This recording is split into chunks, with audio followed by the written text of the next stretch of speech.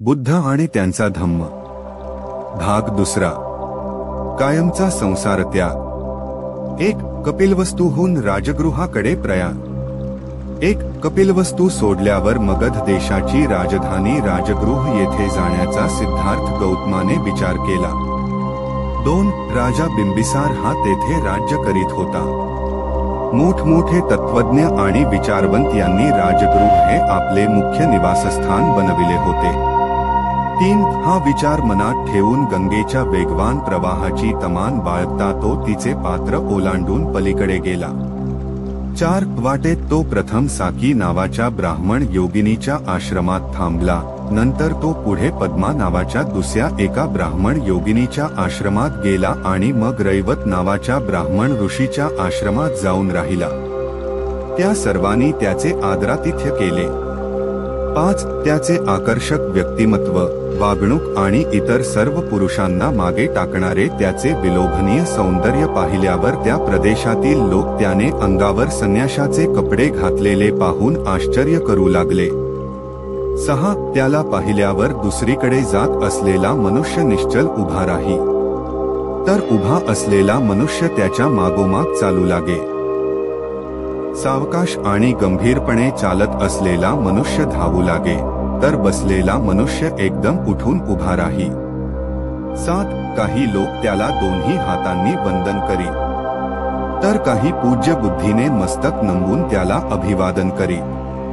काही जण प्रेमळ शब्दांनी त्याला संबोधित. कोणीही मनुष्य त्याला अभिवादन केल्याखेरीज जात नसे. 8. ज्यांनी रंगीबेरंगी कपडे घातले होते अशा लोकांना त्याला पाहून लाज वाटे. वाटेल त्या विषयावर गप्पा मारणारे लोक गप्प होत. त्याला पाहिल्यावर कुणाच्याही मनात वाईट विचार येत नसत. 9. त्याच्या भुवया, त्याचा भालप्रदेश, त्याचे मुख, त्याचे शरीर, हातपाय किंवा त्याची चालण्याची ढब यांपैकी त्याच्या कोणत्याही भागाकडे एखाद्याची नजर गेली की त्या क्षणीच त्याची दृष्टी तेथे खिळून राही. 10. दीर्घ आणि खडतर प्रवास केल्यानंतर 5 टेकड्यांनी वेढलेल्या पर्वतराजींनी रक्षिलेल्या व सुशोभित केलेल्या आणि मंगल व पवित्र अशा स्थळांनी पुनीत झालेल्या राजगृह नगरीत गौतम येऊन पोहोचला. 11. राजगृहास आल्यावर पांडव टेकडीच्या पायथ्याशी एक जागा त्याने निवडली व तेथे तात्पुरती वस्ती करण्यासाठी एक लहानशी पर्णकुटी त्याने तयार केली. 12. राजगृहापासून कपिलवस्तू पायवाटेने जवळजवळ 400 मैल अंतरावर आहे. 13. हा सगळा दीर्घ प्रवास गौतमाने पायीच केला.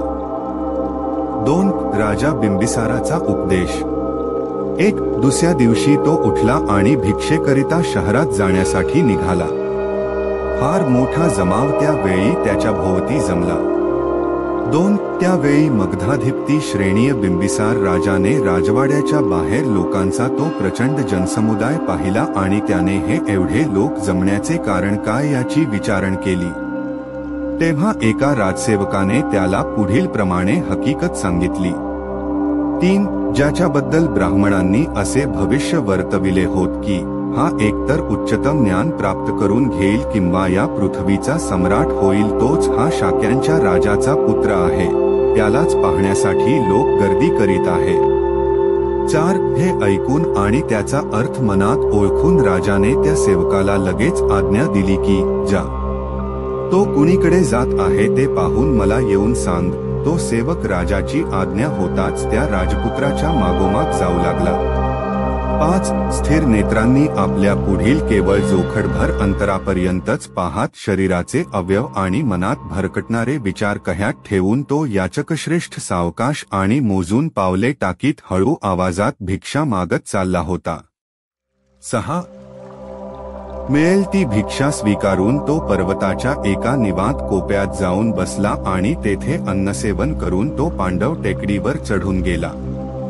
7. लोधरवृक्षांनी दाटलेल्या आणि मयुरांच्या केकारवांनी निनादलेल्या त्या अरण्यात रक्तरंगाची वस्त्रे धारण केलेला तो मानवजातीचा सूर्य पूर्व दिशेच्या पर्वतराजीवरील बालसूर्यासारखा तळपू लागला.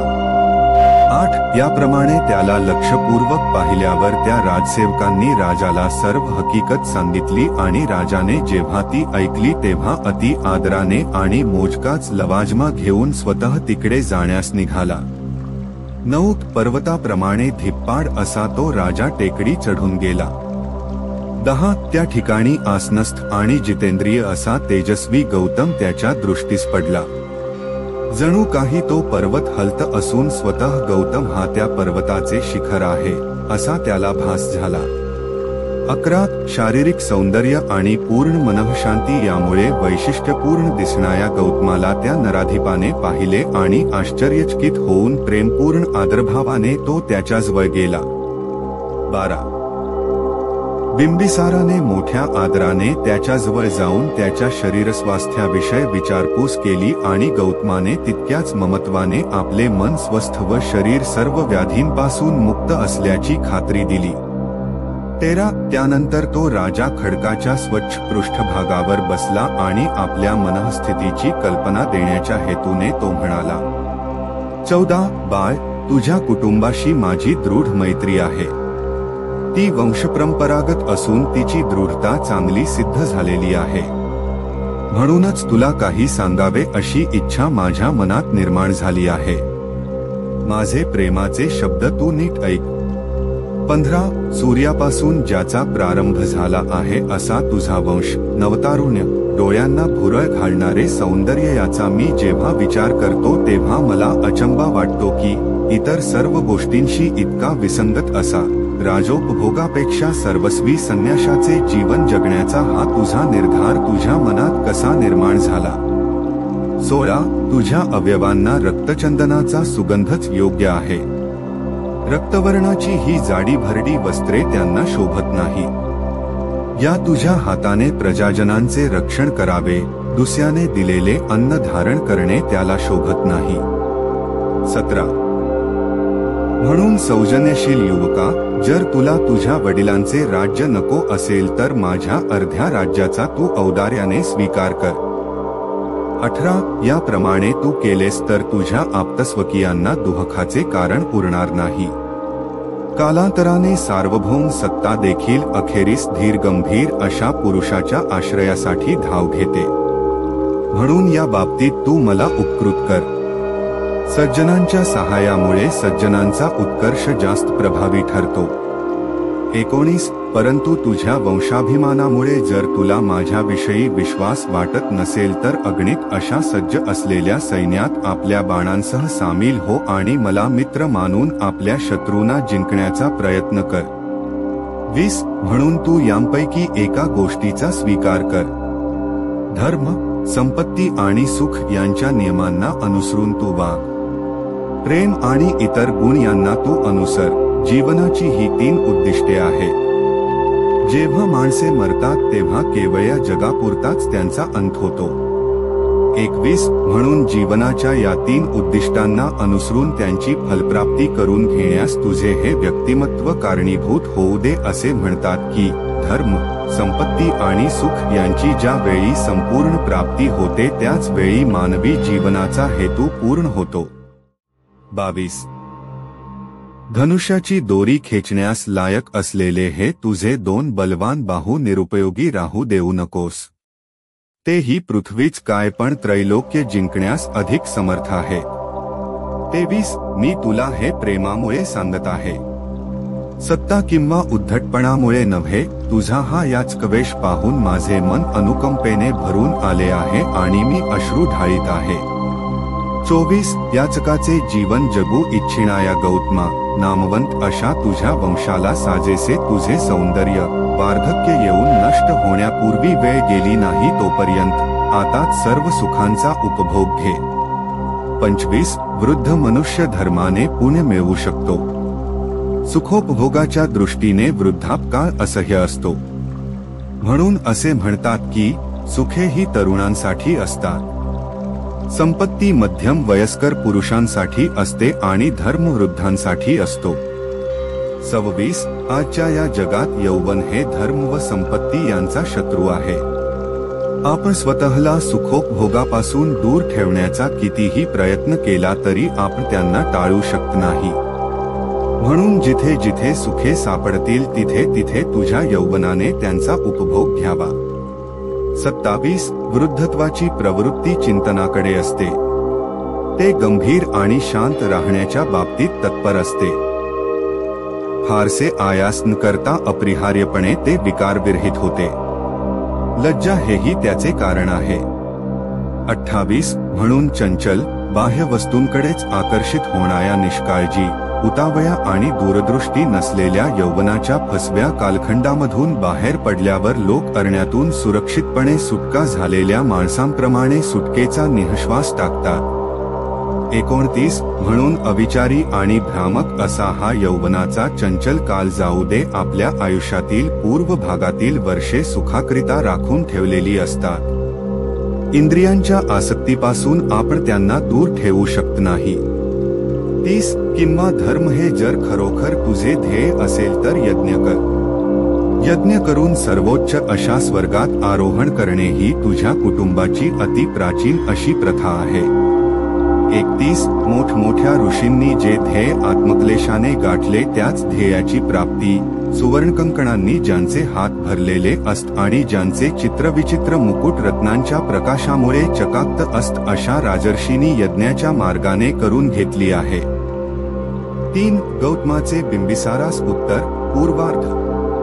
1 याप्रमाणे मगध राजाने गौतमाला इंद्राप्रमाणे योग्य आणि खंबीर शब्दांत उपदेश केला, परंतु तो ऐकल्यावर राजपुत्र डळमळला नाही. तो पर्वताप्रमाणे अच राहिला.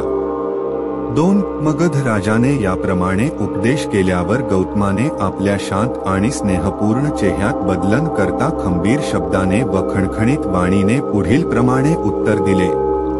3 आपण जे सांगितले त्यात आपल्या दृष्टीने चमत्कारिक असे काही नाही. महाराज, सिंह हे ज्याचे राजचिन्ह आहे अशा थोर कुळात ज्या अर्थी आपण जन्मला आहात आणि ज्या अर्थी आपण आपल्या मित्रांवर प्रेम करणारे आहात, त्या अर्थी आपल्या एका मित्राच्या बाबतीत आपण या मार्गाचा अवलंब करावा हे अगदी स्वाभाविक आहे. 4 दुष्ट मनाच्या माणसांच्या बाबतीत त्याच्या कुळाला योग्य असा स्नेहभाव खंडित होतो आणि विलस जातो. फक्त चांगली माणसेच स्नेहशील कृत्यांची नवी परंपरा निर्माण करून पूर्वजांपासून चालत आलेल्या मैत्रीची वाढ करतात. 5 आपल्या मित्रांचे दैव फिरले तरी त्यांच्याशी वागताना जे आपल्या वर्तनात बदल करीत नाहीत त्यांनाच मी माझ्या अंतःकरणात खरे मित्र म्हणून स्थान देतो. भागशाली पुरुषाला वैभवकाळ प्राप्त झाला असता त्याच्याशी कोण मैत्री करीत नाही. 6 या जगात संपत्ती मिळविल्यानंतर आपले मित्र आणि धर्म यांच्यासाठी तिचा उपयोग जे करतात त्यांच्या संपत्तीलाच खरे स्थैर्य प्राप्त होते आणि शेवटी जेव्हा ती नष्ट होते तेव्हा ती दुःख निर्माण करीत नाही. 7 महाराज, माझ्याविषयीच्या आपल्या सूचनेला शुद्ध औदार्य आणि मित्रत्व यांचीच प्रेरणा आहे. मी आपल्याला नम्रतेने आणि शुद्ध मित्रभावाने भेटेन. मी माझ्या उत्तरात दुसऱ्या कशाचाही उच्चार करणार नाही. 8 मला ह्या ऐहिक वस्तूंची जितकी भीती वाटते तितकी सर्पाची, आकाशातून होणाऱ्या वज्राघाताची किंवा वायाने भडकणाऱ्या ज्वालांचीही वाटत नाही. 9 आपल्या आनंदाची आणि आपल्या संपत्तीची लूटमार करणारी ही क्षणभंगूर सुखे जगभर भ्रामक कल्पनांप्रमाणे निरर्थक तरंगत असतात. त्यांची नुसती आशा केली तरीही माणसांची मने ती मोहून टाकतात आणि त्यांच्या अंतःकरणात त्यांनी जर घर केले तर ती त्यांना अधिकच मोहून टाकतात.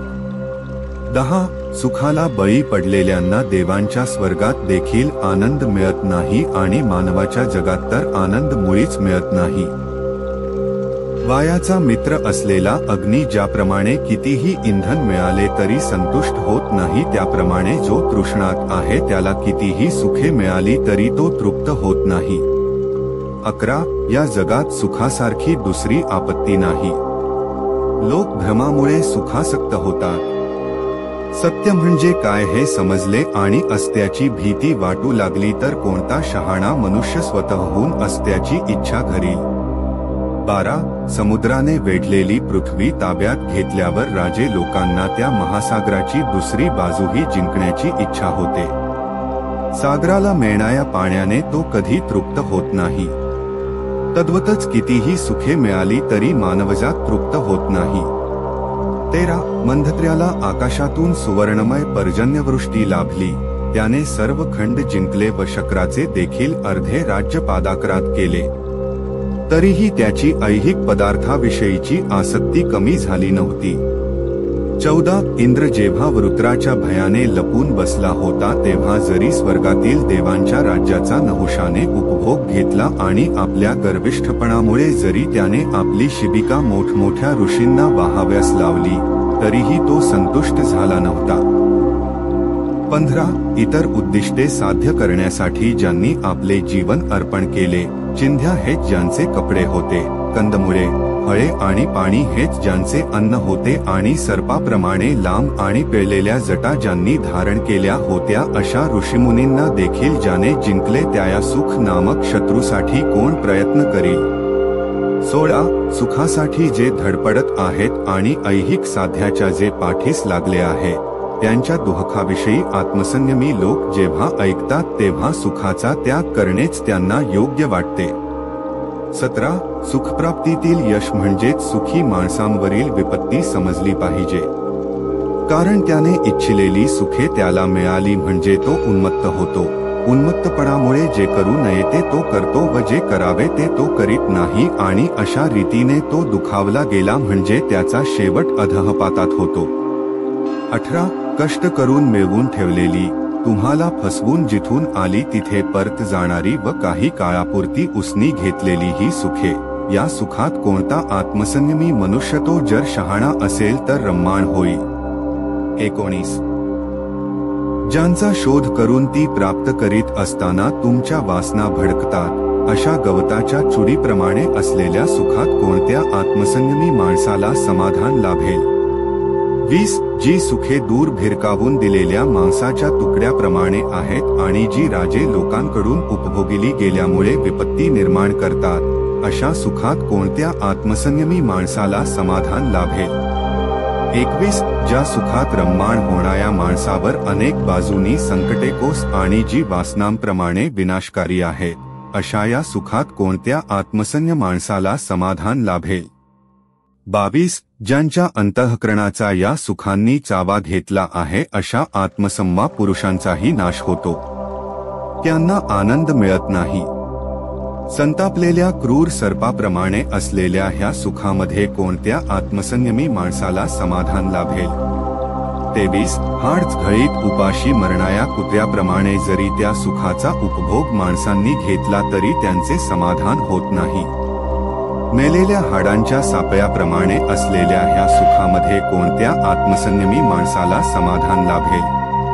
24 अशा सुखाच्या आसक्तीमुळे ज्यांची बुद्धी आंधळी झाली आहे, जो कपाळकरंटा सुखोपभोगांच्या आशेचा दरिद्री गुलाम आहे, त्याने या जीवसृष्टीत मृत्यूचे दुःख भोगावे हेच योग्य होय. 25 गाण्यावर लुब्ध होऊन हरिणी स्वतःचा नाश ओढवून घेतात. तेजावर भाळून पतंग अग्नीत झेप घेतात. आमिषाला भुलून मासा लोखंडाचा गळगिळतो. म्हणून ऐहिक सुखे अंती दुःख निर्माण करतात. 26 सुखे म्हणजे उपभोग असे सर्वसाधारणपणे मानले जाते. कसोटीला लागल्यास त्यांपैकी एकही उपभोगण्याच्या योग्यतेचे आहे असे आढळत नाही. सुंदर वस्त्रे आणि इतर सुखे म्हणजे पदार्थांचे केवळ सोबती होत. दुःखावरील उपाय एवढेच त्यांचे महत्त्व मानले पाहिजे. 27 तहान भागविण्यासाठी पाण्याची आवश्यकता असते. त्याचप्रमाणे भूक शमविण्यासाठी अन्न पाहिजे असते. 12 ऊन आणि पाऊस यांच्या निवारणासाठी घर हवे असते आणि आपली नग्नता झाकण्यासाठी व थंडीवायांपासून संरक्षण करण्यासाठी कपड्यांची आवश्यकता असते. 28 याचप्रमाणे झोपेची गुंगी घालविण्यासाठी बिछाना असतो. प्रवासाचा शीण होऊ नये म्हणून वाहन असते. उभे राहण्याचा त्रास कमी करण्यासाठी आसन असते. तसेच शरीराची शुद्धी, आरोग्य आणि शक्ती यांच्यासाठी स्नान हे एक साधन असते. 29 म्हणून बाह्य वस्तू म्हणजे मानवाच्या दुःख निवारणाची साधने होत, ते आनंदाच्या उपभोगाचे मार्ग नव्हे. केवळ प्रतिबंधक उपाय म्हणून ज्यांचा उपयोग केला जातो अशा त्या बाह्य वस्तूंपासून आपल्याला आनंदाचा उपभोग मिळतो असे कोणता शहाणा मनुष्य मान्य करील? 30 पित्तप्रकोपाच्या तापाने फणफणल्यामुळे शीतलतेच्या उपाययोजनांनी दुःख कमी करण्यात गुंतला असताना जो त्या उपाययोजना म्हणजेच आनंदाचा उपभोग असे समजतो, तोच सुखांना आनंद हे नाव देतो. 31 ज्या अर्थी सर्व सुखांमध्ये चंचलता आढळून येते त्या अर्थी मी त्यांना आनंद हे नाव देऊ शकत नाही, कारण सुखामागून दुःख येणे हेच मुळी त्याचे वैशिष्ट्य आहे. 32 भरपूर कपडे आणि सुगंधी कोरफड या वस्तू हिवाळ्यात सुखदायक असतात, परंतु उन्हाळ्यात त्रासदायक ठरतात, आणि चंद्रकिरण व चंदन उन्हाळ्यात सुखदायक असतात पण हिवाळ्यात दुःखदायक ठरतात. 33 सर्वांना माहीत असलेला फायदा आणि तोटा या आणि इतर अनेक परस्पर विरोधी जोड्यांचा जगातील प्रत्येक वस्तूशी अविभाज्य संबंध आहे. म्हणून जगात कोणताही मनुष्य संपूर्ण सुखी नाही किंवा संपूर्ण दुःखी नाही. 34 सुख आणि दुःख यांचे स्वरूप संमिश्र आहे असे जेव्हा मला दिसून येते तेव्हा राजपद आणि गुलामगिरी या दोन्ही गोष्टी एकच आहेत असे मी समजतो. राजा नेहमीच हस्त नसतो किंवा गुलाम नेहमीच दुःखात नसतो. 35 राजा होणे म्हणजे अधिक व्यापक अशा जबाबदाऱ्या स्वीकारणे होय, आणि म्हणून राजाची दुःखे मोठी असतात, कारण राजा हा खुंटीसारखा आहे, तो जगासाठी त्रास सहन करीत असतो. 36 जे राजपद जाण्याची भीती असते आणि ज्याला कपटीपणाचे वर्तन आवडते अशा राजपदावर जर राजाची निष्ठा असेल तर तो राजा दुर्दैवी होय, आणि याउलट जर त्यावर त्याची निष्ठा नसेल तर असल्या भित्र्या राजाला सुख तरी कसे मिळणार? 37 आणि संबंध पृथ्वी जिंकल्यानंतर जर फक्त एकाच शहराचा उपयोग वसतिस्थान म्हणून होऊ शकतो आणि त्यातही जर फक्त एकच घर हे निवासस्थान होऊ शकते तर मग राज्यपद म्हणजे केवळ इतरांसाठी केलेले कष्टच नव्हेत काय? 38 आणि राजपद स्वीकारल्यावर सुद्धा वस्त्रांच्या एका जोडीपेक्षा अधिक कपड्यांची त्याला आवश्यकता नसते आणि केवळ भूक शमविण्याइतके अन्न त्याला पुरेसे असते. त्याचप्रमाणे फक्त एक बिछाना आणि एक आसन एवढ्यांचीच राजाला गरज असते. याखेरीज इतर वस्तू या केवळ अभिमानाने मिरविण्यासाठी असतात. 39 आणि समाधान लाभावे म्हणून जर या सर्व फलांची अपेक्षा असेल तर राज्याशिवायही मी संतुष्ट राहू शकेन, आणि जर माणसाला या जगात एकदा समाधान लाभले तर मग बाकी सगळ्या गोष्टी अनावश्यक नाहीत काय? 40 म्हणून समाधानाचा मंगल मार्ग ज्याला सापडला तो सुखाच्या बाबतीत कधी फसणार नाही. आपण व्यक्त केलेली मैत्री लक्षात घेऊन मी विचारतो की सुखांना काही किंमत आहे काय? 41 मी गृहत्याग केला तो रागाने नव्हे किंवा शत्रूच्या बाणाने माझ्या मुकुट धुळीस मिळाला म्हणून नव्हे किंवा अधिक उच्च असे हेतू साध्य करून घेण्याची माझी आकांक्षा आहे म्हणून मी आपली सूचना नाकारतो असेही नव्हे. 42 अत्यंत विषारी आणि क्रोधाविष्ठ सर्पाला एकदा सोडून दिल्यावर तो पुन्हा पकडण्याचा प्रयत्न करील किंवा एकदा पेटविल्या गवताची चूर तो पुन धरण्याचा जो प्रयत्न करील, असाच मनुष्य सुखाचा त्याग एकदा केल्यावर पुन्हा त्यांच्या पाठीमागे लागेल. 43 डोळस असून जो आंधळ्याचा हेवा करील, स्वतंत्र असून बंधनात असलेल्याचा हेवा करील, श्रीमंत असून कंगाल माणसाचा हेवा करील, शहाणा असून वेड्याचा हेवा करील, तोच मी म्हणतो, फक्त तोच मनुष्य ऐहिक सुखाच्या मागे लागलेल्या माणसाचा हेवा करील. 44 माझ्या सन्मित्रा, जो भिक्षेवर गुजराण करतो त्याची कीम करण्याचे कारण नाही. त्याला या जगात उत्कृष्ट समाधान लाभते, संपूर्ण शांती मिळते आणि त्याच्या दृष्टीने परलोकातील सर्व दुःखे नाहीशी झालेली असतात. 45 परंतु संपत्तिमान असूनही जो लोभिष्ठ आहे त्याला या जगात शांतीचे समाधान लाभत तर नाहीच, पण परलोकी मात्र दुःख अनुभवावे लागते, त्याची मात्र कीम केली पाहिजे. 46 आपण जे मला सांगितले ते आपले चरित्र आपला जीवनमार्ग आणि आपले कुळ यांना शोभेल असे आहे आणि माझा निश्चय पार पाडणे हे देखील माझे चारित्र्य, माझा जीवनमार्ग आणि कुळ यांना शोभेल असेच आहे. 4 गौतमाचे उत्तरार्ध. 1. जगातील कलहामुळे मी घायाळ झालो आहे आणि शांतता मिळविण्याच्या इच्छेने मी बाहेर पडलो आहे. या दुःखाचा अंत करण्याऐवजी या पृथ्वीचेच राज्य काय पण स्वर्गलोकाच्याही राज्याची अपेक्षा मी करणार नाही. 2. आणि महाराज, 3 पुरुषार्थांचा पाठपुरावा करणे हा मानवाचा सर्वोच्च उद्देश होय. हे जे आप मला सांगितले आणि जे इष्ट आहे असे मला वाटते ते दुःख होय असे आप म्हणता, त्याविषयी बोलाव्याचे म्हणजे आपले ते 3 पुरुषार्थ शाश्वत नाहीत आणि संतोषदायकही नाही. 3. आणि आपण म्हणता वृद्धापकाळ येईपर्यंत थांब, कारण यौवन हे नेहमी बदलणारे असते. याविषयी बोलाव्याचे म्हणजे हा निर्णयाचा अभावच अनिश्चित आहे, कारण वृद्धावस्थेतही अस्थिरता असू शकते. 4. परंतु ज्या अर्थी देव आपल्या कलेत इतके कुशल आहे की ते जगाला कोणत्याही काळी आपल्या कह्यात ठेवू शकते, त्या अर्थी ज्याला शांततेची इच्छा आहे आणि मृत्यू केव्हा येईल हे ज्याला माहिती नाही, असा कोणता शहाणा मनुष्य वृद्धापकाळाची वाट पाहत बसेल. 5. वृद्धत्वरूपी शस्त्राने आणि जिकडे तिकडे पसरलेल्या रोगरूपी बाणांनी देवाच्या अरण्यात हरणाप्रमाणे धाव घेणाऱ्या प्राणिमात्रावर प्रहार करीत मृत्यू ज्या वेळी एखाद्या शिकायाप्रमाणे तत्परतेने उभा असतो, त्यावेळी दीर्घायुष्याची इच्छा कुणाच्या मनात निर्माण होऊ शकेल. 6. ज्याचे अंतःकरण दयेने पूर्णपणे भरलेले आहे अशा धार्मिक माणसाच्या मार्गाची निवड करणे हेच तरुण, वृद्ध किंवा लहान मूल यांना योग्य ठरेल.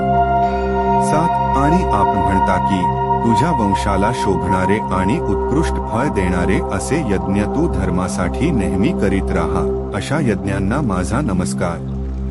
दुसऱ्यांना दुःख देऊन मिळणारे कोणतेही फळ मिळविण्याची माझी इच्छा नाही. 8. भावी फळाच्या आशेने असहाय्य पशुला ठार करण्याने यज्ञाचे फळ जरी शाश्वत मिळणारेही असले तरी देखील दयाशील आणि सहृदय माणसाच्या दृष्टीने ती अयोग्यच कृती ठरते. 9. आत्मसंयमन, नैतिक आचरण आणि वासनेचा संपूर्ण अभाव हा खरा धर्म जरी दुसऱ्या एखाद्या अगदी निराळ्या नीतिनियमात बसत नसला तरी देखील केवळ हत्या करून सर्वोत्कृष्ट फळ मिळते असे म्हटले जाते, त्या यज्ञाच्या नियमानुसार वागणे योग्य होणार नाही. 10. दुसऱ्याला दुःख देऊन मिळविलेले जे समाधान माणसाला या जगात असताना लाभते, ते देखील शहाण्या, दयाशील अंतःकरणाला तिरस्करणीय वाटते.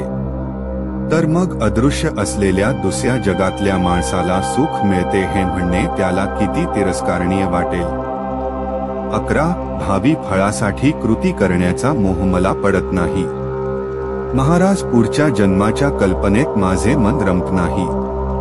असल्या कृती अनिश्चित असतात आणि ढगातून कोसळणाऱ्या पावसाने मारा होत असलेल्या रोपट्याप्रमाणे त्या आपल्या मार्गावर हेलकावे खात असतात. 12. स्वतः राजाने आपले हात जोडून उत्तर दिले, तुझी इच्छा तू पूर्ण करण्यास माझी हरकत नाही. तुला जे जे काही करावयाचे आहे ते सिद्धीस गेल्यानंतर मला भेटण्याची कृपा कर. 13. पुन्हा भेटण्याचे निश्चित आश्वासन गौतमाकडून घेतल्यावर राजा आपल्या सेवकांसह राजवाड्याकडे परतला. 5. शांततेची वार्ता. 1. गौतम राजगृहात असताना तेथे आणखी 5 परिव्राजक आले आणि त्यांनी देखील गौतमाच्या झोपडी शेजारीच आपली झोपडी बांधली. 2. हे 5 परिव्राजक म्हणजे कौंडिण्य, अश्वजित, कश्यप, महानाम आणि भद्रिक हे होत. 3. ते देखील गौतमाचे रूप पाहून थक्क झाले आणि त्याने परिवर्जाका स्वीकारली असावी याचा त्यांना प्रश्न पडला. 4. राजा बिंबिसाराने त्याला याविषयी जसे विचारले तसेच त्यांनीही विचारले. 5. आपल्याला परिवर्जा कोणत्या स्थितीत स्वीकारावी लागली हे जेव्हा त्याने त्यांना समजावून सांगितले तेव्हा ते म्हणाले, आम्ही त्याबद्दल ऐकले आहे, परंतु तुम्ही निघून आल्यानंतर काय काय घडले ते तुम्हाला माहीत आहे काय? 6. सिद्धार्थ म्हणाला, नाही. नंतर त्यांनी त्याला सांगितले की त्याने कपिलवस्तू सोडल्यानंतर कोलियांशी युद्ध पुकारण्याविरुद्ध शाक्यांनी फार मोठी चळवळ केली. 7 स्त्री पुरुषांनी मुलांमुलींनी निदर्शने केली आणि कोलीय हे आमचे भाऊ आहे. भावाने भावाविरुद्ध लढणे चूक आहे. सिद्धार्थ गौतमाच्या हद्दपारीचा विचार करा. अशा प्रकारच्या घोषणांचे फलक हातात घेऊन त्यांनी मिरवणुका काढल्या. 8 त्या चळवळीचा परिणाम असा झाला की शाक्य संघाला पुन्हा सभा बोलवावी लागली आणि या प्रश्नाचा फेरविचार करावा लागला. यावेळी कोलियांशी समेट घडवून आणण्याच्या बाजूने बहुमत होते. 9 कोलियांशी शांततेच्या वाटाघाटी करण्यासाठी आपले दूत म्हणून 5 शाक्यांची निवड करण्याचे संघाने ठरविले. 10 कोलियांनी जेव्हा हे ऐकले तेव्हा त्यांना फार आनंद झाला. त्यांनी शाक्यांच्या दूतांशी वाटाघाटी करण्यासाठी 5 कोलियांची निवड केली. 11 दोन्ही बाजूंच्या दूतांची सभा झाली आणि एक कायम स्वरूपाचे लवाद मंडळ नेमण्याविषयी त्यांच्यात एकमत झाले.